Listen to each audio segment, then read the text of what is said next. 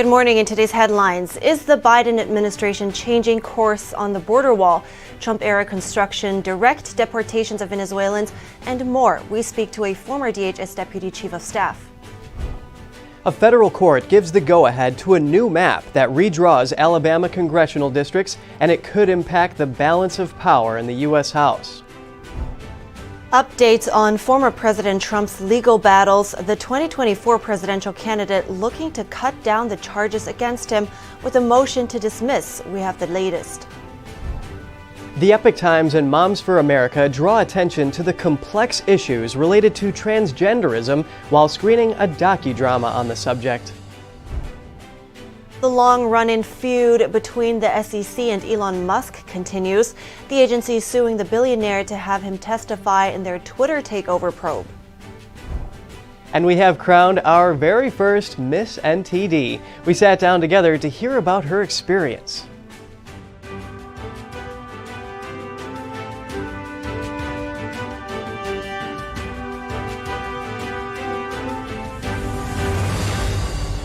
Good morning. Welcome to NTD. I'm Kevin Hogan. Good morning. I'm Evelyn Lee. Today is finally Friday, October 6th. Yes, we made it to Friday. And you know that docudrama, Gender Transformation, I found it really interesting what Kimberly Fletcher, the Moms for America founder, said. She said it's a billion-dollar business set up to mutilate children. Oh, wow. Yeah, that's hard. Well, I think we should look forward to seeing more of that later in the show. But first, let's start with other news, which is President Biden is changing course on the border wall. He previously said there wouldn't be a single foot built under his watch. Now construction on the Trump-era project is set to soon begin. NTD's Jason Perry has the latest. In the midst of a major surge of illegal immigrants, the Biden administration says it's planning to resume construction on the Trump-era border wall. The plans are to build the wall in Starr County in South Texas, a hotspot for illegal immigration. This decision to resume construction comes as the Border Patrol encountered more than 227,000 people crossing the southwest border in just the month of September. In a Thursday notice on the Federal Register, Department of Homeland Security Alejandro Mayorkas said there's an immediate need to construct physical barriers to prevent unlawful entries into the United States. However, White House Press Secretary Karine Jean-Pierre gave a different reason for resuming construction on the border wall. She noted that there are still funds from the Trump administration that are to be used specifically for a border barrier, and the deadline to use them is approaching. This is a law that we are complying with. We have asked Congress multiple times to reappropriate this. This is not the way that we believe is going to be effective here. And when President Biden on Thursday was asked if walls work, he said no. Former President Trump said this on Truth Social. Will Joe Biden apologize to me and America for taking so long to get moving and allowing our country to be flooded with 15 million illegal immigrants from places unknown? I await his apology. I spoke with Andrew Arthur, resident fellow in law and policy at the Center for Immigration Studies. Biden doesn't plan on stopping his catch and release policies at the southwest border. So at least erecting barriers gives the illusion that the president is doing something. Arthur explained that there are several things in play here. And I think the political pressure coming from northern Democratic officials is a whole lot stronger in the administration's decision in this regard than any demands being made by agents on the southwest border. And he added this about the area where the border wall is set to be built in South Texas. So this is a heavily trafficked area. It's also a known drug trafficking area. The drugs hopefully are at least part of the consideration for why the Biden administration is doing this. We've seen 2 consecutive years of new highs for fentanyl overdose deaths and deaths on other synthetic opioids. And it's important to remember that back in 2007, then Senator Joe Biden talked about how important fencing was to stop the flow of drugs into the United States. Now, without a set start date for construction, many are wondering when it will begin and how much of the border wall will be built. Jason Perry, NTD News. Meanwhile, Secretary of State Antony Blinken, Attorney General Merrick Garland, and Homeland Security Secretary Alejandro Mayorkas are in Mexico City for a 2-day trip. The trip is focused on fentanyl and arms trafficking and the increasing number of migrants at the U.S.-Mexico border. And Secretary Mayorkas responded to media reports of new border wall construction. There is no new administration policy with respect to the border wall. From day one, this administration has made clear that a border wall is not the answer. The Biden administration will resume deportation flights to Venezuela. It's the latest move to stem the flow of illegal immigrants at the southern border. Here are the details. The Biden administration announced Thursday it will resume deporting Venezuelan illegal immigrants who made up the largest single group encountered at the U.S.-Mexico border last month. This came as Homeland Security Secretary Alejandro Mayorkas, Secretary of State Antony Blinken, and Attorney General Merrick Garland met with their counterparts in Mexico City. We have now successfully negotiated an agreement with the country of Venezuela to repatriate those Venezuelan nationals who have arrived subsequent to July 31st and do not have a basis to remain in the United States. We are a nation of immigrants, and we are a nation of laws. The announcement came not long after the administration extended temporary protected status for Venezuelans who arrived in the U.S. before July 31st of this year. The officials explained that deportation is one of the strict consequences the Biden administration is pairing with the expansion of legal pathways. They noted the Biden administration remains committed to providing protection for those who qualify for asylum. The scale of this challenge demands that we redouble our efforts, that we do more to improve and modernize border security, that we do more to increase legal migration pathways and protections, more to address root causes, and more to deter irregular migration humanely. Biden officials didn't discuss details about how frequently deportation flights would be going to Venezuela or describe how Venezuela agreed to accept back their citizens. The meeting with Mexican officials covered shared security issues, among them human trafficking, arms trafficking, drug trafficking, and illegal immigration. A federal court has given the green light to a new map of congressional districts in Alabama just in time for the 2024 congressional elections. This decision is expected to benefit the Democratic Party in a state that traditionally leans heavily Republican. Let's bring in Hans von Spakovsky, a senior legal fellow at the Heritage Foundation, for some analysis on how this could affect the balance of power in the House. Hans, good morning. It's great to have you with us. Thanks, Kevin. It's good to see you again. How will the court's map that boosts black populations in the 2nd Congressional District in Alabama affect the next House election cycle, considering that Republicans only have a slim majority right now? Well, as you know, their slim majority is only 9 votes, and the potential here is for a Democrat to be elected in Alabama. What the court has done is said that Alabama, which for the last 30 years, out of its 7 congressional districts, it has had one of them that's considered a majority-minority district. In other words, a district in which black voters are a majority of the voters, and therefore they've been able to elect a Democrat. But what the court did is they came in and said, well, that's not enough. You have to have 2 congressional districts that are available to black voters to elect their candidate of choice. So they come up with a map that has a 2nd district in which the black voting age population is almost 49%. So it's highly likely that a Democrat will be elected. I think the court is wrong from the standpoint of the Voting Rights Act. The cartographers who drew up this plan made race the predominant factor in how they drew these boundaries, and that's strictly prohibited by the Voting Rights Act. Right, and the U.S. Supreme Court upheld a lower court's decision ordering Alabama to redraw its congressional map, but the Republicans ignored the mandate, and now the Alabama Secretary of State, Wes Allen, he's a Republican, he said the state would comply and would be actually following this map. So what do you think is going to happen here? Well, this map is going to go in place, and the elections are probably going to be conducted under it, but I don't think Alabama is going to give up trying to appeal this decision, and I suspect they're going to try to go back to the court. Keep in mind that prior Supreme Court decision was a 5-4 decision in which Chief Justice Roberts joined with the liberals along with Justice Kavanaugh. I think they made a major error, and I'm hoping that they actually will reconsider what they've done and realize that they made a mistake, because I think the judges, like I said, they actually violated Supreme Court precedent in making race the predominant factor in drawing up these boundary lines. The Supreme Court has previously said you can't do that. And the only evidence they had to justify 2 districts is the proportion of the black population in the general population. The black population is about 27%. So supposedly they're entitled to 2 congressional seats. But again, the Voting Rights Act said you can't use proportional representation as a justification for drawing up these kind of congressional districts. So all around, I think the lower court has violated the law. So former U.S. Attorney General Eric Holder, he's one of the ones that actually brought the challenge against Alabama's map originally. And he said in a statement that defying federal court orders was a tie to an odious past and it will not be tolerated. What's your reaction to this?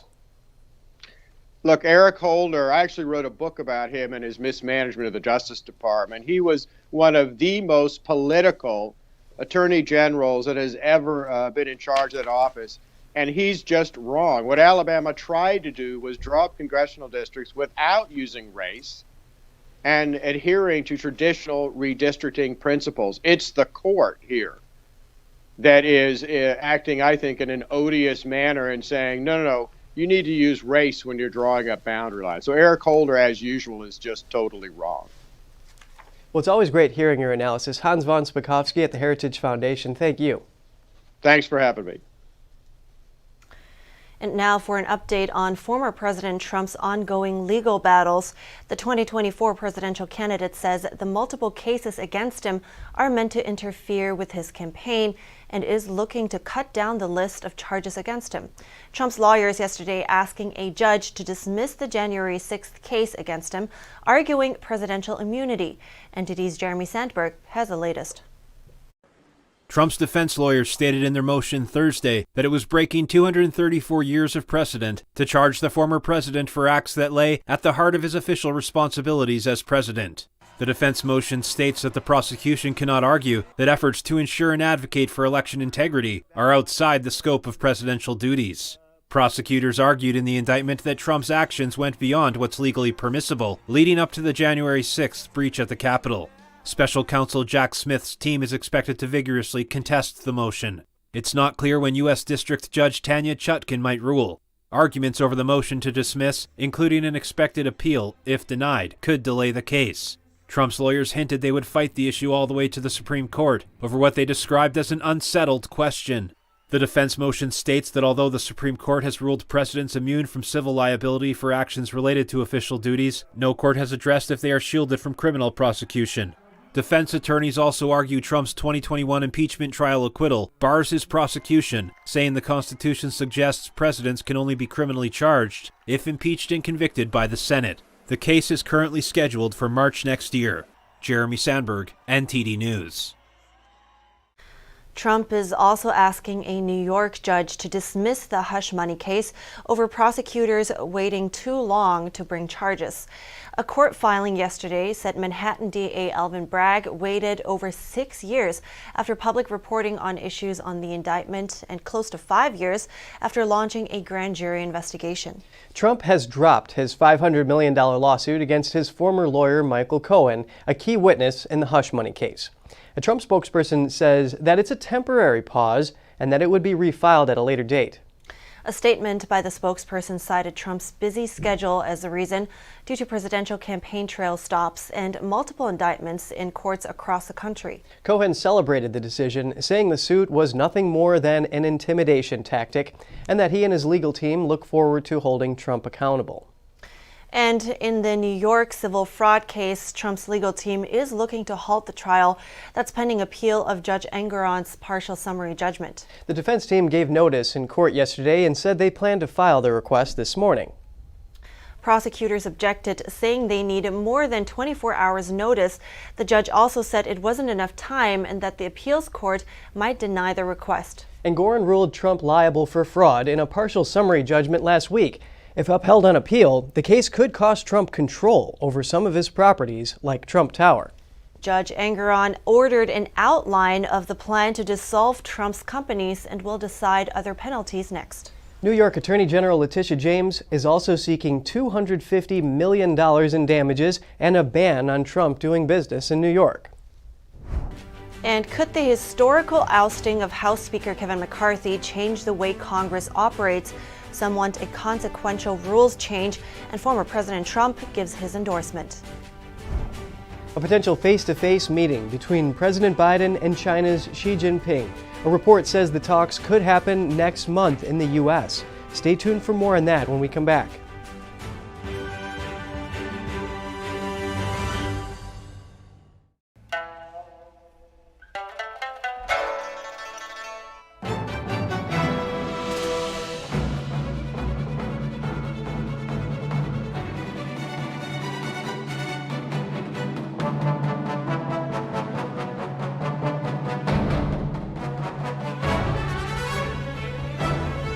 Shen Yun Symphony Orchestra, coming to Lincoln Center, David Geffen Hall, October 22nd. Tickets at shenyunsymphony.com. A friend of mine, she told me about Bonatti. He was the only one to address all 4 discs as quickly as possible. And if you're to that point where you can't take it anymore, like I was, do your research, find out who the best is, and get it done. Visit askbonatti.com. Is deep sea fish oil really healthy? Due to pollution in the oceans, most fish contain heavy metal elements and radioactive substances. That's why it's so important to choose a pure source of omega-3. Puritang green vegetable omega-3 is made from purslane and perilla seeds, which are rich in nutrients and minerals, especially vitamins A, D, E, calcium, and iron.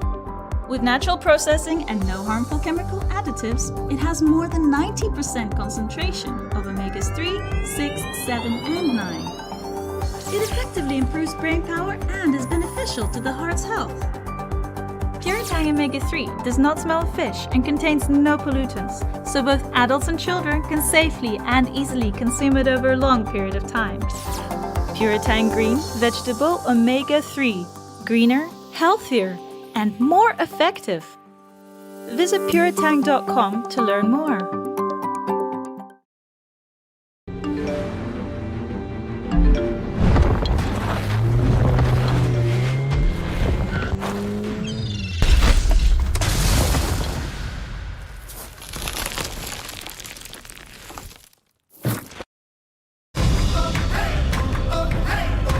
Jesus of Nazareth. I'm going to tell everyone. I was counting on it. I must say, I am shocked. This is different. Get used to different. What will be next? Any suggestions? He gave us even more than we need. Unbelievable. What? Do they know what the remarkable thing it is? They could not believe their ears. Not too shabby. It was incredible.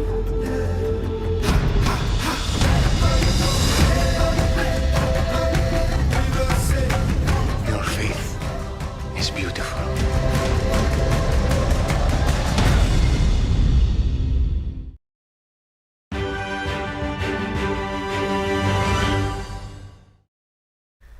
Welcome back. Now back to D.C. as the House searches for its next speaker. Some are insisting on a change in the rule that any member of Congress can file a motion to vacate.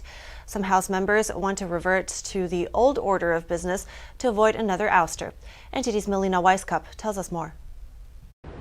So remember, that motion to vacate rule was only reinstated during this Congress. Now some want to revert and get rid of that motion to vacate rule, saying that they don't want to see the ousting happen over and over again. Now there are some Republicans who do want to keep this in place, arguing that the motion to vacate is the only way they can hold the speaker accountable. But now there's a growing list of moderate Republicans who want to get rid of this rule, some even saying that they're not willing to support any candidate for speaker unless that rule is changed. While others do want to see change, they're not entirely sure over specifically what they want that change to be. Motion to vacate is a tool to hold a speaker accountable, but we don't want to continue going forward in a situation where anyone can motion to vacate at any time for any reason.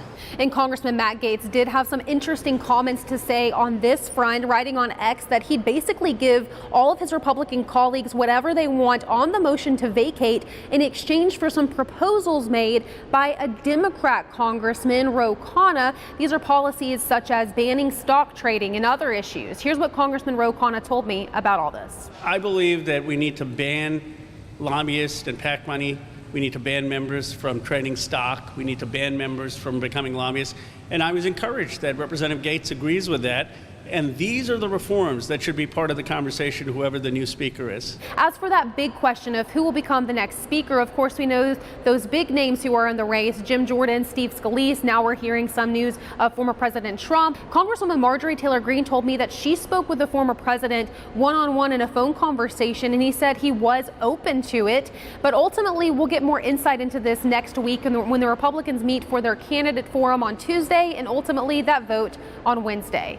Reporting from Capitol Hill, Melina Weisskopf, NTD News. Former President Trump is throwing his support behind a candidate for House Speaker. He's backing Congressman Jim Jordan from Ohio, a member of the Freedom Caucus and chairman of the House Judiciary Committee. It comes after Trump said he would consider serving as Speaker for a short time after receiving endorsements from several House Republicans.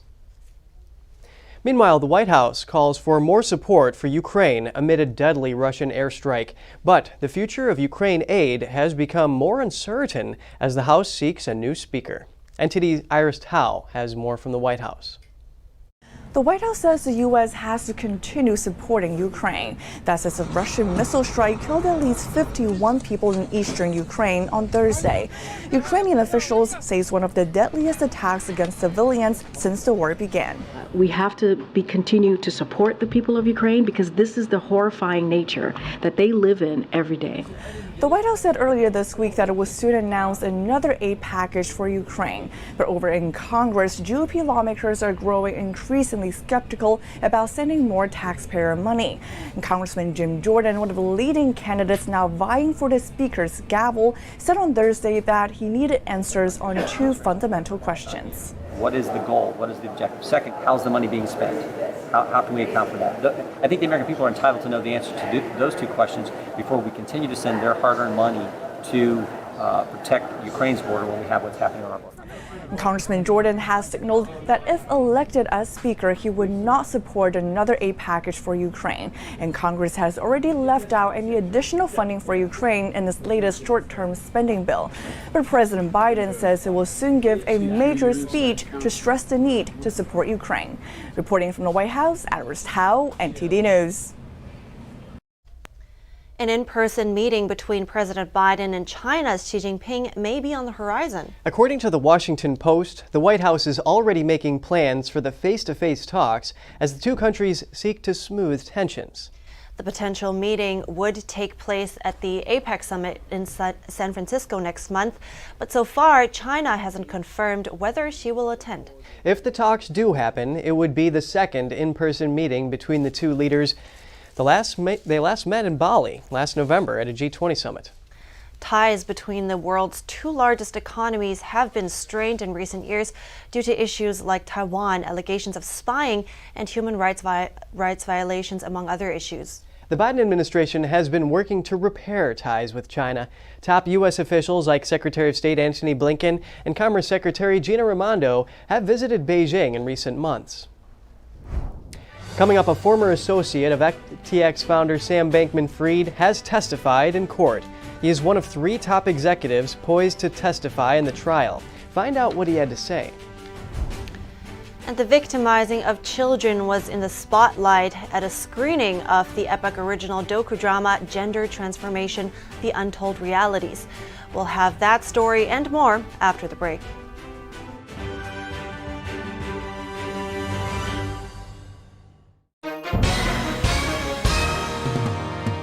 Hi everyone watching at home. We're here to remind you that if you or someone you know were injured in an accident that was not your fault, listen up. We have live agents available right now to answer your questions and tell you how much your case is potentially worth. Hi, I'm Gina Bellich, here with spokesman and TV personality Tom Mustin with us in the Help Center. So Tom, phones are really busy over there. Tell us what kind of calls you're seeing. Well, Gina, first off, thank you for having me here in the call center with you. We always enjoy talking to the viewers and getting folks the compensation that they deserve. You know, we're seeing calls about all kinds of accidents, but the most common by far has been car accidents. So if you or someone you know were injured in an accident that was not your fault, give us a call right now. You'll speak with a live person. They'll answer any questions you have and tell you if you have a case and how much your case is potentially worth. Thanks, Tom. All right, folks at home, you heard it. Take advantage of this opportunity and call now. Kindness is cool. Because we feel happier when we do good. Kindness connects us with others and improves our self-esteem. Simple actions, meaningful lives. Let's practice kindness, share our love, and show our care for one another.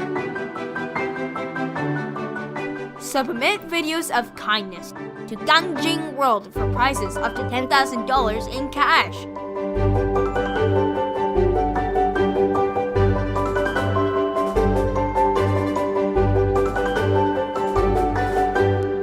For more information, visit gangjingworld.com.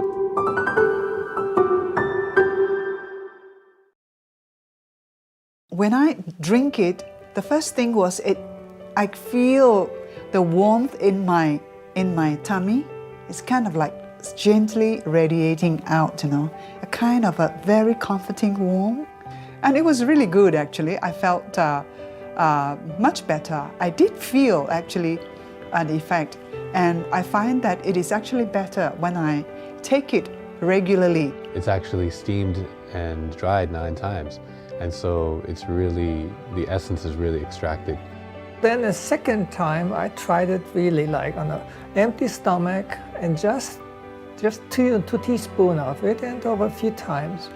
And wow, that was a big difference because suddenly I could feel, wow, I was very good energized. I didn't have to eat. I could work outside in the garden for a couple of hours and I still felt very well. And I was impressed by that. So I think it's a good product.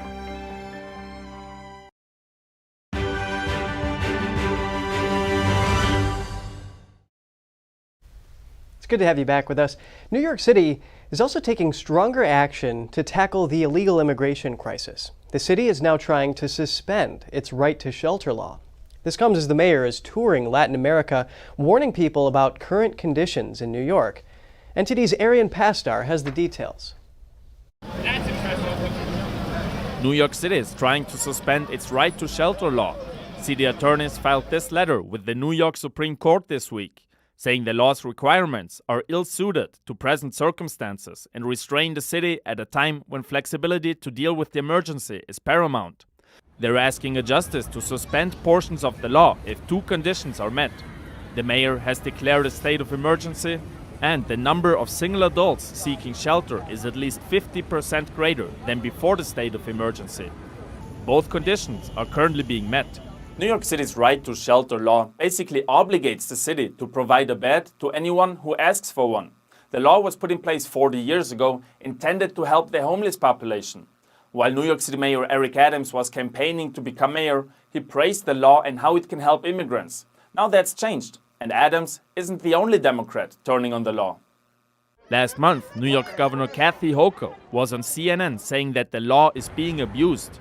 Never was it envisioned that this would be an unlimited, universal right or obligation on the city to have to house literally the entire world. New York's motion to change the law comes as Adams is touring Latin America starting Wednesday. Just landed in Mexico City. The mayor's goal is to inform people about the realities they'll face if they go to New York City, such as that housing and work are not guaranteed for everyone. On Thursday, Adams attended an event in Mexico City, warning that a large influx of adult male immigrants could have a potential impact on crime. I don't think it's going to impact shoplifting, mass people that can be involved in, a stealing or doing something that's antisocial behavior. This comes as up to 800 immigrants a day have been arriving in New York City. That's double the usual number. Adams is scheduled to travel to the capital cities of Ecuador and Colombia before visiting the dangerous Darien Gap that leads through the jungle and into Central America. Arian Pastar, NTD News. A co-founder of FTX says he and Sam Bankman-Fried committed financial crimes and lied to the public before the collapse of the cryptocurrency trading platform last year. NTD's Cost Jimenez has more on Bankman-Fried's trial. Gary Wang said he committed wire, securities and commodities fraud as the chief technical officer at FTX. Both also shared ownership in Alameda Research, a cryptocurrency hedge fund that he and Bankman-Fried started in 2017. Wang added that Bankman-Fried told him to give the hedge fund special trading privileges on FTX. Wang said the two met over a decade ago at a high school summer camp before becoming business partners. According to Wang's testimony, Alameda Research was eventually used to withdraw $8 billion in FTX funds illegally, under Bankman-Fried's direction. Wang's statements come as prosecutors are trying to prove that Bankman-Fried stole billions of dollars from investors and customers to enrich himself, and made over $100 million in political contributions aimed at influencing cryptocurrency regulation. Bankman-Fried has been jailed since August and has pleaded not guilty. Prior to the trial, prosecutors promised to use testimony from Bankman-Fried's trusted inner circle against him. His defense lawyers argued he had no criminal intent and only took actions to try to save his businesses after the cryptocurrency market collapsed. According to Wang, Alameda Research was geared up to manipulate financial balances, and its computer code engineered to provide a credit of $65 billion, again under Bankman-Fried's direction. Wang is the first of a trio of former top executives slated to testify against Bankman-Fried, after they pleaded guilty to fraud charges in corporation deals that could reduce their sentences. The others are Caroline Ellison, a former chief executive at Alameda Research and a former girlfriend of Bankman-Fried, as well as Nishat Singh, former engineering director at FTX. If convicted, Bankman-Fried could face a long prison term. Cost Jimenez, NTD News. All right, let's switch it up. We're going to bring you some of the latest headlines. An armed man showed up at the Wisconsin Capitol asking to see Governor Tony Evers on Wednesday. He was shirtless and accompanied by his dog, allegedly carrying a loaded handgun in a holster. He was arrested and let out on bail. That evening, the same man returned with a loaded assault rifle. It was hours after closing time at the Capitol. He was then arrested again. The governor wasn't in the building either time the suspect showed up. A New Orleans grand jury declined to recommend charges in the Hard Rock Hotel collapse in 2019. The New Orleans hotel was under construction when it collapsed, killing 3 people and injuring dozens. According to a statement from the DA, the jurors deliberated and decided there wasn't enough evidence for criminal charges. The George W. Bush Presidential Center in Dallas will reopen this morning after an evacuation yesterday. The center was evacuated after National Archives and record staff received a suspicious email. Authorities were alerted and decided to close down as a precaution. Former President and Mrs. Bush were not there at the time of the incident. Dick Butkus, NFL Hall of Fame linebacker and one of the most feared men to ever play the game, is dead at age 80. The Chicago Bears announced he died peacefully in his sleep overnight. He played 9 seasons for the Bears in the 60s and 70s. Butkus was also an actor and an outspoken critic of performance-enhancing drugs. The Epoch Times and Moms for America teamed up for a virtual screening of the docudrama Gender Transformation: The Untold Realities. NTD's Daniel Monahan has more on the event held at the Heritage Foundation in Washington, D.C., which examined the complex issues surrounding gender confusion and transgenderism. Do you think you'd be happier as a boy? Gender Transformation: The Untold Realities tells the story of those who started to change their gender. It examines the financial interests behind the transgender movement and the political and societal mechanisms in play. Representative Marjorie Taylor Greene addressed those in attendance This is a big night and a very important movie about gender confusion. And I'm so thankful to the people that created this movie to spread awareness of this unbelievable evil that has come all across America, and it's targeting our children. Moms for America founder and President Kimberly Fletcher was a panelist at the event. We stand for faith, family, patriotism. We are a national movement of moms, and we are on a mission to reclaim our culture for truth, family, freedom, and the Constitution. We have over 500,000 moms across the country. Fletcher says if somebody tells you every day you might not be who you are, you may start to think it's true. It is a major, major market, $1 billion industry to transition kids. They award these different entities, medical facilities, insurance companies, they incentivize them to do the gender transformations. Hospitals are seeing this as a long-term residual income. When you can damage these children at young ages, they're constantly going to have to come back for treatment and care. And if they do want to detransition, then they have to pay for that too. Mark Trammell from the Center for American Liberty says telling detransitioners stories is important. The legal firm represents 3 of them, Chloe Cole, Layla Jane, and Luca Hine. I really think that their stories are saving lives. When other young girls hear how Luca and Chloe and Layla have been victimized, have been targeted, I think it makes them realize that there is a path to fighting back. Former White House senior strategic advisor Mercedes Schlapp says the issue of gender ideology has had a toxic effect on American culture. We're not going to stay quiet. We're going to make sure that our voices are heard. This is one of the most important issues right now. If we lose our children, if we become a genderless society, if we continue to create confusion here in America, it will be the fall of this great country.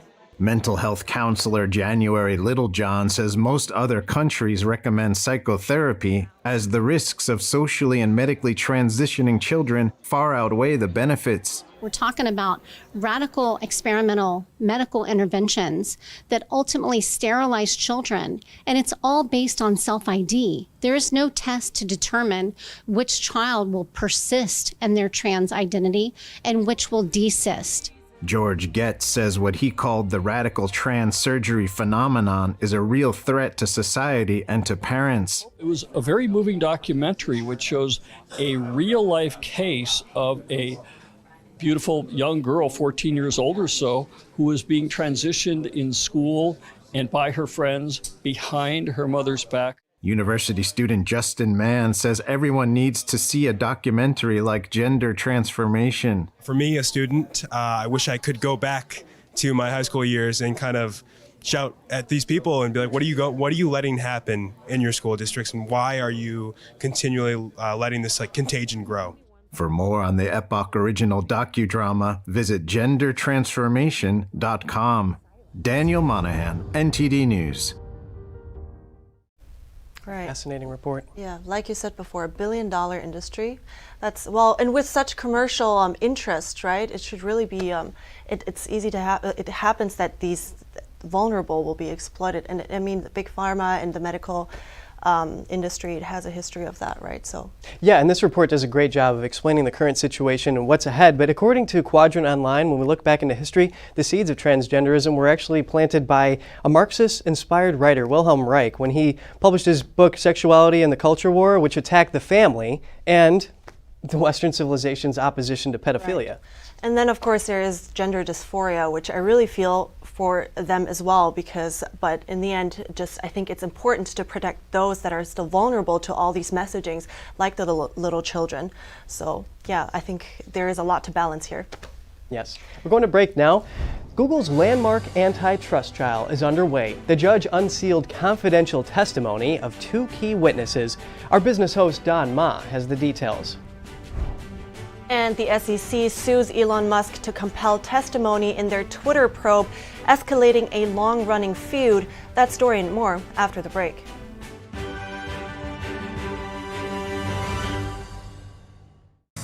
Are diapers destroying your confidence? Men's Liberty can help. Our discreet external device is safe, sanitary, and keeps you dry 24 hours, day and night. Step into the spotlight and do more of what you love with Men's Liberty. It's been ordered over 5 million times by thousands of satisfied fans. Call now to get a free week supply with your first order. There's no obligation, just the opportunity to try the most revolutionary solution to incontinence ever made. Unlike diapers, Men's Liberty is a long-term answer to dealing with incontinence. Make the choice to finally move forward with your life by calling Men's Liberty today. We'll answer all of your questions about how our completely unique device works and how Medicare can cover it. Dealing with expensive, uncomfortable diapers is no way to live. Men's Liberty lets you get back out there with more freedom and confidence to be you. Ready to find out more about our offer to get a free week supply? Then don't wait. Call Men's Liberty today. I use Book a Limo on all my trips. They have drivers everywhere. I always feel safe when I travel with their chauffeurs, from hello to goodbye. Checking rates, booking, and managing clients' reservations online is so easy. The confirmations, trip reminders, and car status updates are great when I'm on the go. I want my clients to have the best experience during their trip. That's why I've used Book a Limo for the past 30 years. What's your destination? Book a limo, any car, anywhere.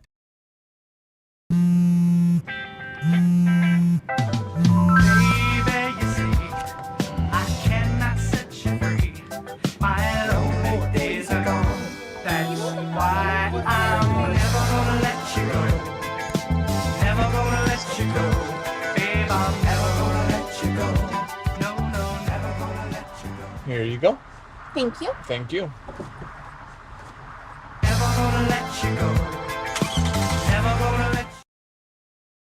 Journalists have to get involved with all sides of the conflict in order to get the story.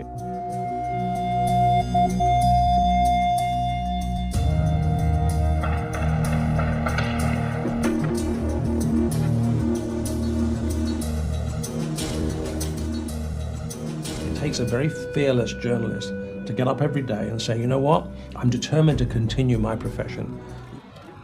If you want to get to some of these stories, you have to take the risks of the people who are living through the same thing. And sometimes that means risking torture, risking kidnapping, risking death.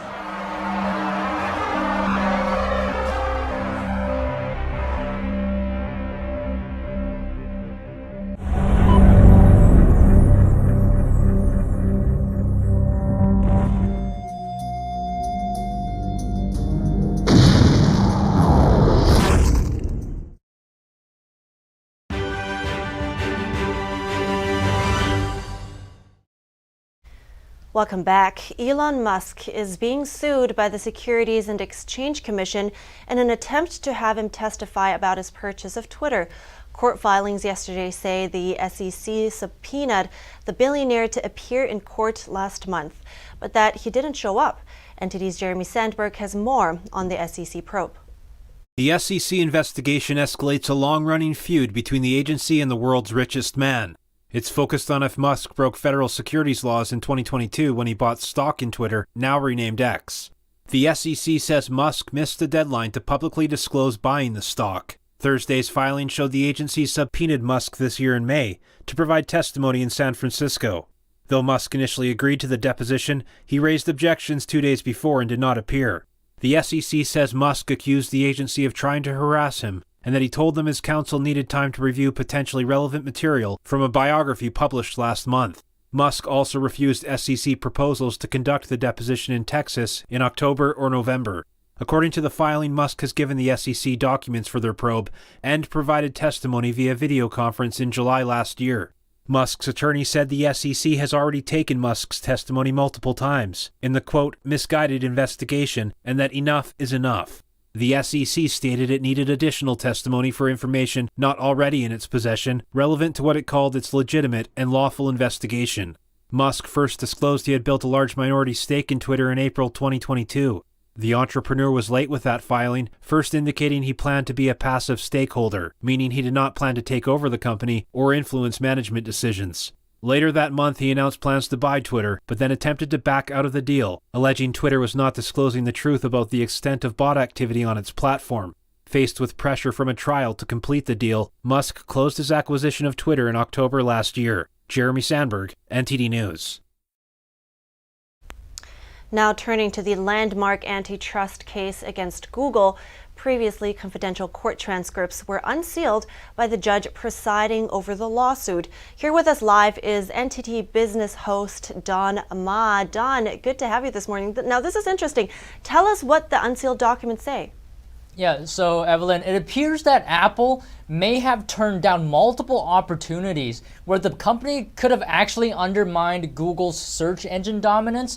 Now, let me explain what that means. But first, let's keep in mind that one of the core accusations of the lawsuit is that Google Search unfairly gained dominance in the search engine space, which includes as well paying Apple $10 billion to keep Google as the default search engine. Okay, so now with that in mind, the unsealed transcripts show witnesses saying that Apple turned down chances to seriously collaborate with Microsoft's Bing search, as well as turning down chances to make the DuckDuckGo search engine a default option. Now, if Apple didn't turn them down, both opportunities would have had either significantly propelled that particular search engine or would have undermined Google's search. So why did Apple turn down those opportunities? Well, it seems like one factor was that Apple had a contract with Google, as I mentioned, the $10 billion earlier. And another factor it seems that Apple was just trying to act in the best interest of itself. Because according to the transcripts, it seems like Apple had found through testing that Bing was inferior to Google in many respects, and that replacing Bing as the default search engine would not best serve Apple's customers. And the same reason goes for why Apple turned down DuckDuckGo as a default search engine. So yeah, that's what the witnesses are saying. Interesting. And I think you have two more points for us this morning. What else do you have?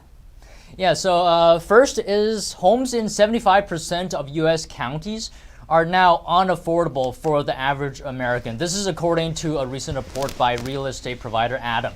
The cause is inflation, no surprise there, high interest rates, and the increasing cost of housing. The average American being referred to in the report earns about $71,000 per year. Right now, the typical percent of average wages required for major home ownership expenses is a whopping 35%. Also, in the third quarter, the typical monthly cost of mortgage payments, homeowner insurance, mortgage insurance, and property taxes rose above $2,000 for the first time in U.S. history. So other than that, U.S. gas prices may soon tumble to $3 a gallon. This is due to decreased demand and economic fears by consumers. The possible price drop may also help stem rising inflation, but it may also point to weakness in the American economy. The government said the average 4-week for gasoline demand was at its lowest in 26 years. Gasoline reserves are also up by over 6 million barrels, surpassing analyst expectations. So yeah, that's the two updates from me this morning, Evelyn.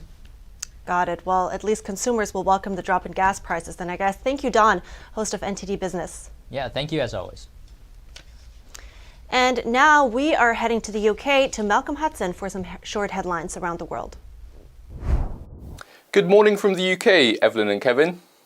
An Iranian rights group says security forces arrested the mother of the teen girl allegedly brutally beaten for not wearing mandatory women's headgear. The mother was allegedly arrested near the hospital where her daughter lay in a coma. Iran officials deny the mother's arrest and the daughter's injuries. The girl's arrest sparked a wave of brutal protest and brutal crackdowns by Iranian morality police. Iranian Foreign Ministry criticized comments made by the US regarding women's rights in Iran and the teen's case, saying they were interventionist and biased remarks that expressed insincere concern over Iranian women and girls. Canadian universities are trying to reassure Indian students of their safety in the wake of the diplomatic crisis between India and Canada. Indian students represent the largest number of foreign students in Canada, but many Indian students are worried about their safety and may be postponing study in Canada or choosing online study. A new semester is set to begin, and Canada is offering Indian students incentives such as top college courses costing up to 40,000 Canadian dollars a year. There is also a concern about how the Indian government may handle student visas to Canada. A cross-party coalition of British lawmakers wants a pause on facial recognition surveillance. The move comes after Policing Minister Chris Philp suggested a new database of British passports could be used to catch criminals through biometric surveillance. Amnesty International has long denounced facial recognition. Silky Carlo, director of the Big Brother Watch group, said facial recognition could turn the population into walking ID cards in a constant police lineup. The EU hopes to finalise a ban on facial recognition later this year. At least 12 were killed and 49 injured after Syrian regime forces launched systematic attacks on civilians in northwestern Syria. This according to the civil defense group White Helmets. Heavy artillery and rocket launchers were used against targets like markets, schools and public facilities. According to the group's report, humanitarian workers were targeted in these attacks. They also said 12 children and 11 women were among the wounded. That's all from me. Back to you both and have a good weekend. Stay with us. Discover the true meaning of inner beauty as we sit down with the newly crowned Miss NTD to hear her take on traditional values. Don't miss it.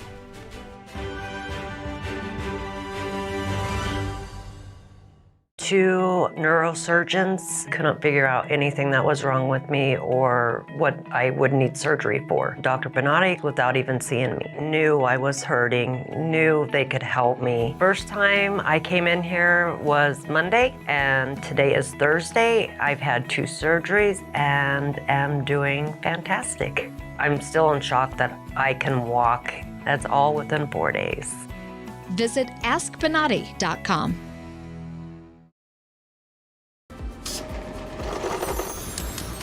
My employees and I are excited to announce it's our 20th anniversary, and to celebrate, we're bringing you a limited edition MyPillow. The Giza Elegance MyPillow is made with the most amazing cotton, 2-inch pipe gusset, comes in 4 custom loft levels, and it's machine washable and dryable. When I got MyPillow, I'm asleep almost immediately. I stay asleep at night and I wake up more well-rested in the morning. My patented fill adjusts to your exact individual needs and helps keep your neck supported and aligned. That's why we've been around for 20 years, because MyPillow works.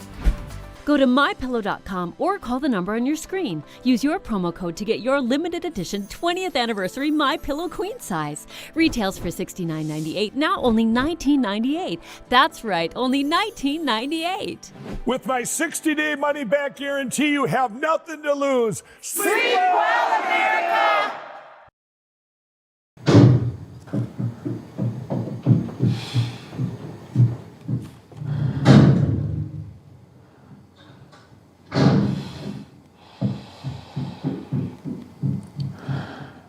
I love you!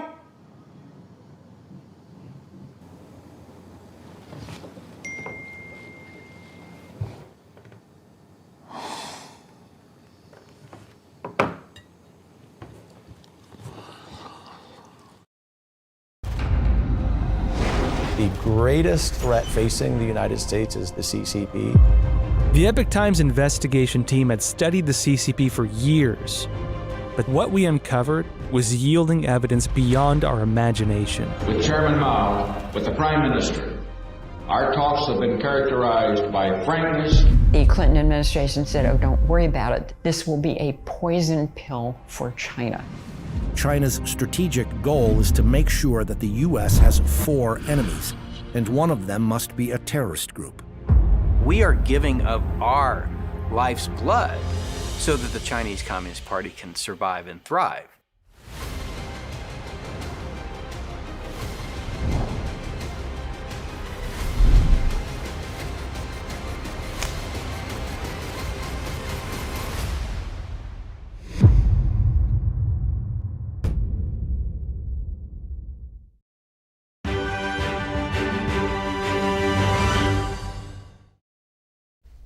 Welcome back. We have crowned our very first Miss NTD. That's exactly right. And I had the chance to get together with her and have a quick chat. She says she never was actually interested in pageants until this one have a listen. I'm here with our very first Miss NTD, Cynthia Sun. Welcome. Thank you, Evelyn. How does it feel? I'm still baffled right now. It's surreal. Every single time I hear like, hello, Miss NTD, should we bow to you? I still feel like it's not me. I feel like it's like an otherworldly experience. It really doesn't feel real because I didn't expect to win at all.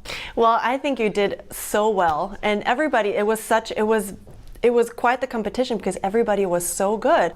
And so I'm interested, what made you apply for this pageant in particular? Why not any other? Why NTD? I actually wasn't interested in beauty pageants before this one because it seemed very superficial to me, and everyone always asked me, do you want to model? Do you want to, because we have Miss Chinatown in Houston, and they were always like, oh, you should apply to go to Miss Chinatown, but it really felt like they were judging it based on like physical appearance or based off of like your resume, and it just didn't feel like it was who I truly was or what was wholly me. So what was it about this process that felt different to you? Yeah, actually they really emphasized the question and answer portion, and they didn't have a bikini section. So they did more athletic wear and they did evening gown, and you're expected to walk naturally in like a very charismatic and, exuberate confidence. And I think that part itself was very respectful. And also the Q&A section was where most of the points actually came from. So they would ask you, what do you think the qualities of a good role model are? What do you think traditional Chinese women, and what do you think Miss NTD should do? How should she inspire other women to also pursue their heritage and reconnect with their roots? And I felt like those question and answer sections really made me reflect a lot and dig deep to find where my roots are. What is the meaning of my life? What do I want to do in this life to make it meaningful, and how can I inspire other ladies? So what did you find? What did you find? Yeah, a lot. Oh my gosh, we could be here all day. The first thing I found was balance. I feel like I've always been someone who isn't considered American in America. I'm not considered Chinese in China. And it just felt like I was bits of a whole. But during this process, this entire week of the pageant, I really felt like there is a way to reconnect with virtues, to respectfully, embody those virtues in American society, in modern day society, by the way you treat other people, by the way you read history books and, try to emulate that, towards filial piety, towards your parents or towards your siblings, your friends, strangers. I feel like these everyday interactions are something that can be balanced. It doesn't have to be one extreme or the other. Mm-hmm. And that balance is something in my identity and also my optimism, my, sense of self. I feel like that's been reached by the end of the week. And obviously now you have this platform as Miss NTD. We just talked and you said you might do some traveling as well. So what do you want to do with this platform? Yeah, I really want to just connect with individuals who might be struggling with the same thing that I have, which is really trying to find and reconnect to my identity. I think if I am able to talk, one-on-one or meet other Chinese Americans or second generation young women from around the world with Chinese heritage, I think, we'll aspire each other and you motivate each other to do better. I think that's great. A lot of what you said really resonated with me as somebody that grew up in the West as well. And I'm glad that now there is little younger Chinese girls that have this kind of role model and look up to you. So thank you so much for taking this time today, and congratulations again. Thank you so much. Really nice interview. Yeah, and might I add, I really understand her, and might I add, CCP culture and traditional Chinese culture are two very separate things.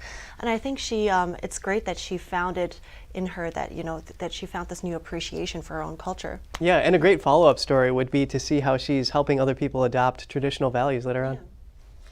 But also, it is 8 a.m. right now, so we are kicking off the second part of our broadcast.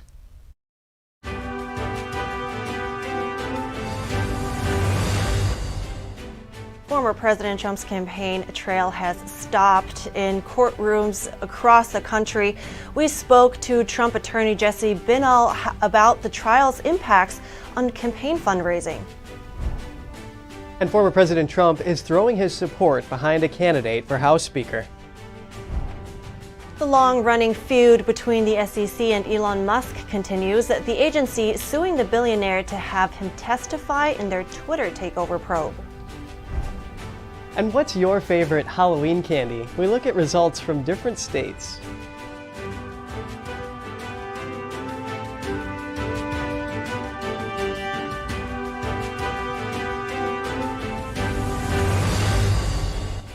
Welcome back. And since we asked favorite Halloween candy, I always like the candy corn. Oh, yeah. I think I'm more the chocolate type of gal, but yeah, I can get on board with that. Okay, but I don't eat that anymore. Sprouts. I'm going to start doing that. Sprouts? Yeah. I don't think I want to find that in my candy basket. Okay, but moving on, we have top news to get to. Former President Trump is throwing his support behind a candidate for House Speaker. He's endorsed Congressman Jim Jordan from Ohio, the chairman of the House Judiciary Committee. It comes after Trump said he would consider serving as Speaker for a short time after receiving endorsements from several House Republicans. Representative Troy Nehls on X, he talked about Trump about the Speaker's race. The congressman actually nominated Trump for Speaker after McCarthy announced he wouldn't be running again. Trump says he fully supports Jordan for Speaker of the House and that Congress should listen to the Republican leader. House Republicans meet next Wednesday to nominate a replacement. Other top candidates being floated include Majority Leader Steve Scalise, Majority Whip Tom Emmer, and GOP Conference Chair Elise Stefanik. Trump is asking a New York judge to dismiss the hush money case over prosecutors waiting too long to bring charges. A court filing yesterday said Manhattan DA Alvin Bragg waited over 6 years after public reporting on issues in the indictment and close to 5 years after launching a grand jury investigation. Trump has dropped his $500 million lawsuit against his former lawyer Michael Cohen, a key witness in the hush money case. A Trump spokesperson says that it's a temporary pause and that it would be refiled at a later date. A statement by the spokesperson cited Trump's busy schedule as the reason, due to presidential campaign trail stops and multiple indictments in courts across the country. Cohen celebrated the decision, saying the suit was nothing more than an intimidation tactic and that he and his legal team look forward to holding Trump accountable. Now let's delve into Trump's campaign finances and his legal battles. We're bringing in Jesse Banal, an attorney for Trump, to discuss this. Good morning, Jesse. It's great to have you with us. Good morning. It's always great to be here. So first, how will the $45 million that Trump's campaign brought in Q3 affect his chances against Governor DeSantis? Well, I think at this point it's very clear that the American people are solidly behind President Trump. He's the one who has all the momentum, not only in the primary, but in the general election as well. We see that with campaign fundraising, where so much of his fundraising is coming from, small donations from people all across the country. And so I think we really see now that the race for the Republican nomination was over before it began. Donald Trump is effectively the presumptive nominee for the Republican Party, and we really need to start turning our attention to beating Joe Biden in November. You can glean some of that confidence that he has that he didn't attend the debate, of course. And then also, Trump has raised a lot of money, not quite as much as Biden because he has the DNC backing. But can somebody actually win the presidency without having raised millions like Trump and Biden? Yes, absolutely. Here's really what it comes down to right now is the American people are absolutely, they're tired of seeing what Joe Biden has done to America. And one of the things I think they're most upset about that we see right now is the weaponization of our government for political purposes. We see that with the politicalization of our justice system, of the FBI, the fact that Donald Trump has been indicted 4 times now in cases where none of them have any legal basis. They're all, very, very clearly, transparently, political indictments meant to keep him from winning the presidency. That's something that has had the exact opposite effect that these career bureaucrats and prosecutors have wanted it to have. It's made it so the American people are more angry that our justice system is being corrupted the way that it is. And it's actually making him, I think, more excited at this point to vote for Donald Trump, both in the primaries and in the general election. Yeah, some consider these indictments to be rallying his base. Let's talk about his documents case. Special Counsel Jack Smith's team says it's false to accuse them of delaying the release of all of the evidence. I mean, this is over 1 million documents here. If you did the math, that's about 3,500 documents a day for a year that you'd have to review. So is it reasonable for Trump to push this back to November 2024? It's more than reasonable to do that. Most of these cases take 18 to 24 months to go to trial in similar cases. The only reason that it's being pushed to go to trial so quickly is, again, Jack Smith's belief that this will help defeat Donald Trump and reelect Joe Biden if it goes to trial earlier.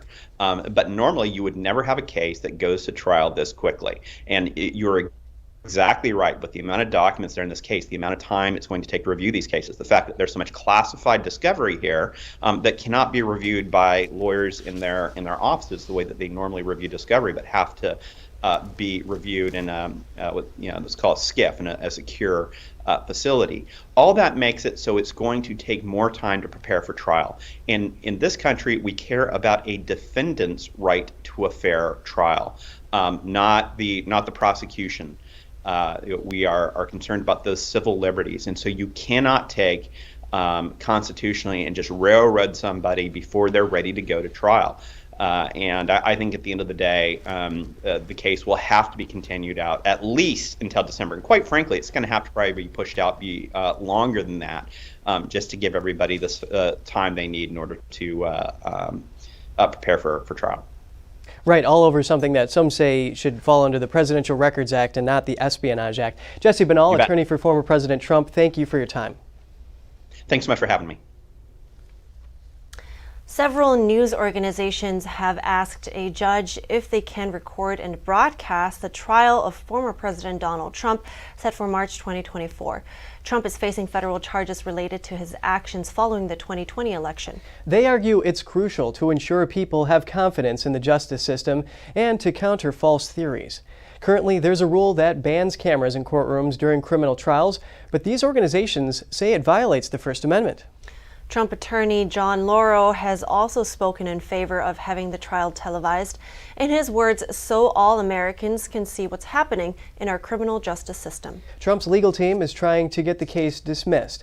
They say he's immune from prosecution for the alleged crimes as a former president. And attorneys for Mike Lindell are looking to drop him from their representation. They say the MyPillow CEO owes them millions in legal fees. Attorneys from the law firm Parker Daniels Kibort, or PDK, says they have not received payment for their services during the months of July and August. Mike Lindell said in an interview on CBS that he can't afford the monthly cost of his attorneys, which amounts to $2 million. Lindell told CBS he lost $7 million last year after stores such as Walmart and Bed Bath & Beyond dropped his product from their shelves. Lindell vows to continue with his legal battle involving voting machine companies. And turning now to the 2024 presidential campaign staff of GOP candidate Vivek Ramaswamy said protesters rammed their car into a campaign vehicle. The incident took place in the central Iowa city of Grinnell yesterday afternoon. Ramaswamy's campaign said two protesters were upset about his remarks in opposition to aid for Ukraine. They yelled and swore at the candidate before at least one of them jumped into a vehicle, rammed into Ramaswamy's empty campaign car, and sped off. The campaign said that no one was injured and that it had filed a police report, but police say no evidence supports the claim that the crash was intentional. A 22-year-old woman involved in the crash said she was not there protesting anything and had no idea whose vehicle she had hit. And over in the Middle East, the U.S. military yesterday shot down an armed Turkish drone operating near its troops in Syria. It's the first time the U.S. brought down an aircraft of NATO ally Turkey. The incident comes at a delicate moment for U.S.-Turkey relations. It's important to point out that no U.S. forces were injured during the incident. We have no indication that that Turkey was intentionally targeting U.S. forces. Near American troops. Officials say more than a dozen warnings were issued before the drone was shot down. However, officials stressed that there is no indication that Turkey, which is a NATO ally, was targeting U.S. forces. A Turkish defense official said the drone did not belong to the Turkish armed forces, but didn't say whose property it was. Turkey carried out strikes against Kurdish militants in Syria after a bomb attack in Turkey's capital last weekend. U.S. support for Kurdish forces in northern Syria has long caused tensions with Turkey. And we have news out of Ukraine. Over 50 people are dead after a rocket hit a village cafe and store in eastern Ukraine yesterday. Russia reportedly launched the missile. Ukraine's president says the attack was one of the deadliest in months. NTD's Kostas tells us more. Rescuers searched for survivors in the remains of what was the only cafe in Hrosa, a small village in the northeastern Kharkiv region. According to preliminary information from Kyiv, the village was hit by an Iskander missile. Local officials say around 60 people, including children, were attending a wake at the cafe when the rocket hit. President Zelensky denounced the strike as a deliberate act of terrorism, which must be stopped. Zelensky was attending a summit of about 50 European leaders in Spain to drum up support from Ukraine's allies. White House Press Secretary Karine Jean-Pierre called the strike horrifying and reaffirmed continued U.S. support for Ukraine.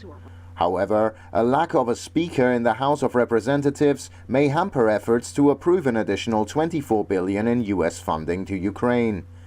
According to the Pentagon, only around 2 months of funding remain. Zelensky said at the summit that it's imperative for Ukraine to strengthen its air defenses before winter, which was echoed by German Chancellor Olaf Scholz, who said Germany will supply Ukraine with another Patriot missile air defense system, in anticipation of further Russian attacks on crucial infrastructure and cities across Ukraine. Earlier on Thursday, Russia targeted Ukraine's southern regions with drones. Ukraine's Air Force said the country's air defenses intercepted 24 out of 29 Iranian-made drones, launched by Russia at the Odessa, Mykolaiv and Kirovohrad regions. Moscow did not immediately comment on the attack on Hrosa.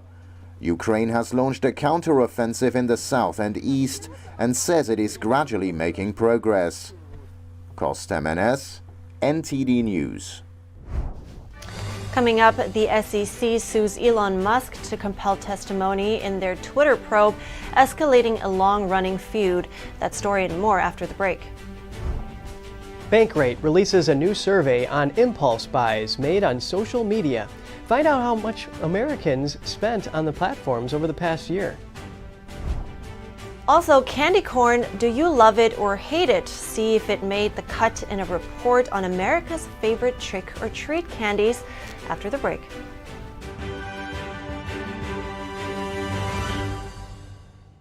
Anyone who's ever sold a home will tell you it's really hard. And it's one of the biggest financial decisions you'll ever make. That's why who you work with matters. Together with HomeLight, we take care of every detail. Shen Yun Creations, the streaming platform from Shen Yun, featuring world-class dance, past programs, and all original music.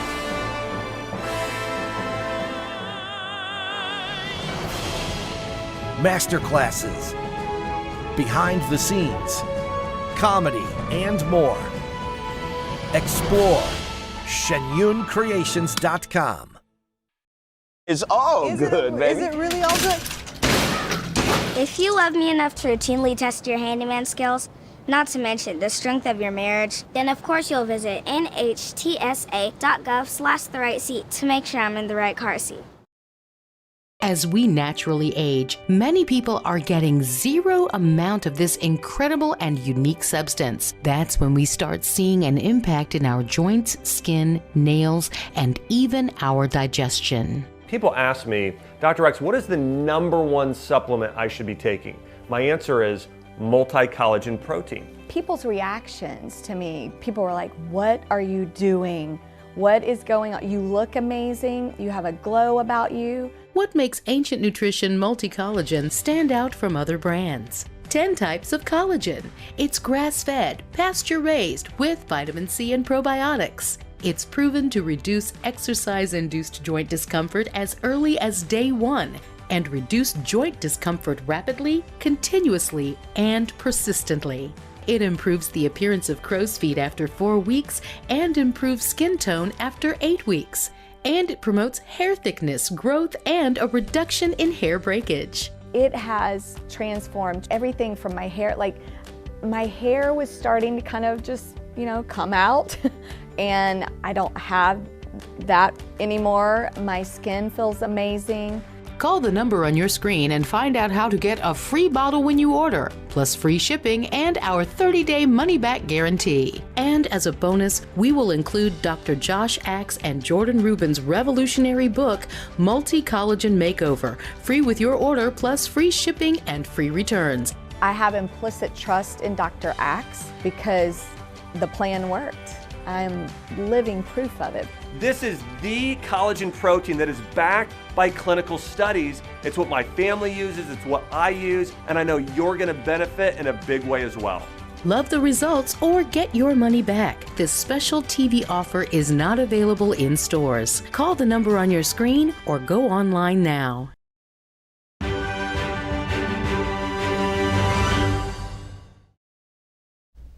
It's good to have you back with us. The Biden administration will resume deportation flights to Venezuela.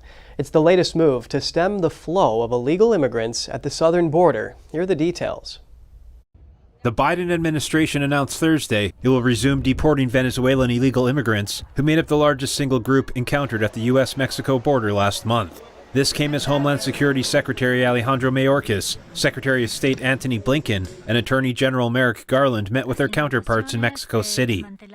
We have now successfully negotiated an agreement with the country of Venezuela to repatriate those Venezuelan nationals who have arrived subsequent to July 31st and do not have a basis to remain in the United States. We are a nation of immigrants, and we are a nation of laws. The announcement came not long after the administration extended temporary protected status for Venezuelans who arrived in the U.S. before July 31st of this year. The officials explained that deportation is one of the strict consequences the Biden administration is pairing with the expansion of legal pathways. They noted the Biden administration remains committed to providing protection for those who qualify for asylum. The scale of this challenge demands that we redouble our efforts, that we do more to improve and modernize border security, that we do more to increase legal migration pathways and protections, more to address root causes, and more to deter irregular migration humanely. Biden officials didn't discuss details about how frequently deportation flights would be going to Venezuela or describe how Venezuela agreed to accept back their citizens. The meeting with Mexican officials covered shared security issues, among them human trafficking, arms trafficking, drug trafficking, and illegal immigration. A federal court has given the green light to a new map of congressional districts in Alabama just in time for the 2024 congressional elections. This decision is expected to benefit the Democratic Party in a state that traditionally leans heavily Republican. The court's ruling comes after it found that the old district lines may have violated the Federal Voting Rights Act. This by weakening the voting power of black citizens, who make up almost 27% of Alabama's population. The new map is designed to create one district where most of the population is black and another where nearly half are black. Alabama Republicans are expected to lose one House seat to Democrats under the new map. Republicans say they will contest the map, but completing any legal proceedings in time for next year's elections is unlikely. Elon Musk is being sued by the Securities and Exchange Commission in an attempt to have him testify about his purchase of Twitter. Court filings yesterday say the SEC subpoenaed the billionaire to appear in court last month, but that he didn't show up. NTD's Jeremy Sandberg has more on the SEC's probe. The SEC investigation escalates a long-running feud between the agency and the world's richest man. It's focused on if Musk broke federal securities laws in 2022 when he bought stock in Twitter, now renamed X. The SEC says Musk missed the deadline to publicly disclose buying the stock. Thursday's filing showed the agency subpoenaed Musk this year in May to provide testimony in San Francisco. Though Musk initially agreed to the deposition, he raised objections 2 days before and did not appear. The SEC says Musk accused the agency of trying to harass him, and that he told them his counsel needed time to review potentially relevant material from a biography published last month. Musk also refused SEC proposals to conduct the deposition in Texas in October or November. According to the filing, Musk has given the SEC documents for their probe and provided testimony via video conference in July last year. Musk's attorney said the SEC has already taken Musk's testimony multiple times in the, quote, misguided investigation, and that enough is enough. The SEC stated it needed additional testimony for information not already in its possession, relevant to what it called its legitimate and lawful investigation. Musk first disclosed he had built a large minority stake in Twitter in April 2022. The entrepreneur was late with that filing, first indicating he planned to be a passive stakeholder, meaning he did not plan to take over the company or influence management decisions. Later that month, he announced plans to buy Twitter, but then attempted to back out of the deal, alleging Twitter was not disclosing the truth about the extent of bot activity on its platform. Faced with pressure from a trial to complete the deal, Musk closed his acquisition of Twitter in October last year. Jeremy Sandberg, NTD News. Social media platforms like Facebook and Instagram have drawn criticism in recent months for their impact on users' mental health. But a new Bankrate survey reports financial pitfalls as well. NTD's Andrew Thomas spoke with one of the company's senior industry analysts to learn more. Buyer's remorse is all too familiar for many shoppers, with purchases often the result of an impulsive choice. According to a recent Bankrate survey, Americans made $71 billion worth of impulse purchases on social media over the past year. I mean, especially when one member of our team noted that that's more than the GDP of certain countries like Slovenia and Ghana and Jordan. I had to go back and double check that, but wow, that's pretty staggering. With direct links to products, it's easier than ever to hastily hit the checkout button. Bankrate reports that nearly 40% of social media users made an impulse buy over the last 12 months. But setting up some boundaries could help consumers avoid regret. One of my tips actually is to unlink your payment info from websites, because you need to interject a little friction into the process, I think. Just like we talk about how paying with cash is more painful than paying with a card. Simply waiting to buy is another way to resist temptation. Nearly 60% of those surveyed said they regretted at least one of their impulse purchases. I also like sleeping on it, maybe institute a 24-hour rule where you're going to wait a day before buying something unexpected. Rossman also suggests that consumers allocate part of their budget for discretionary spending. Survey respondents report spending an average of $750 on impulse purchases. I don't want to tell people they can't have any fun, but let's make sure that we've planned for it. And hopefully you're avoiding credit card debt. Those interest rates are at record highs, over 20%. Millennials spent the most on social media, with an average of about $1,000 worth of impulse purchases. Gen Z averaged around $840. Gen X spent about $520 on hasty buys, while baby boomers averaged almost $420 on spontaneous shopping. I think sometimes this instant gratification, need it now kind of culture gets us into trouble. And social media too. I mean, it is very aspirational and image friendly. And are social media users getting the wrong message about money and personal finance? That depends on the generation. We did a different study a while back about social media and how it influences finances. And we found that 28% of Gen Zers get financial advice from social media. And that compared with only about 6% of people over the age of 40. Rossman also urges social media users to be vigilant. Some companies advertising on these platforms are just scammers, and getting duped feels even worse than buyer's remorse. Andrew Thomas, NTD News. It's that time of year again. Pumpkins are appearing on porches, and Thanksgiving and Christmas decorations will soon follow. What does a crackling Yule log in New York City have in common with a house seemingly ablaze in Glens Falls, New York? Both have caused some residents to call in false alarms. A few decorations are so elaborate, they're alarming bystanders, and some have even called 911. One such caller asked on social media, "What would you do?" Well, if there's no smoke and there's no heat, it's probably a safe bet it's not on fire. But when these decorations start actually putting out heat and smoke, then there's a real concern. Well. And there's a big question as Halloween approaches. What's the top candy across the country? Well, CandyStore.com has released a state-by-state breakdown, and this year it's Reese's Peanut Butter Cups.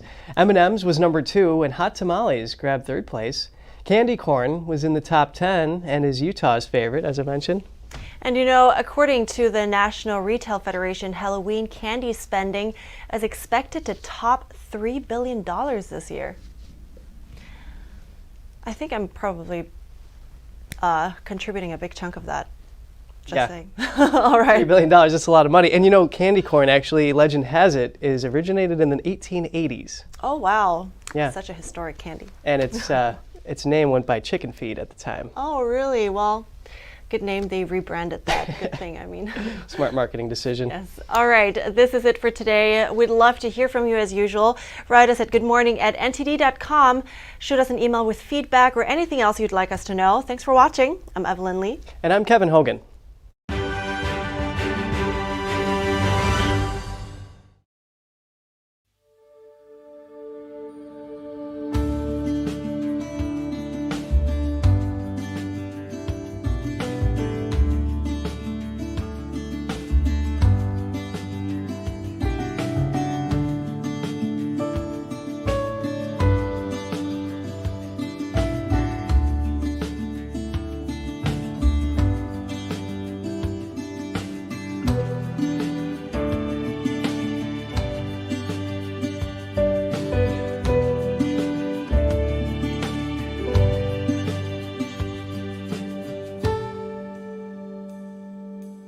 Thanks for watching us on YouTube. Did you know YouTube only keeps selective videos on its platform? So if you want to make sure you get the full picture, just subscribe to our newsletter. Go to newsletter.ntd.com and sign up. It's free.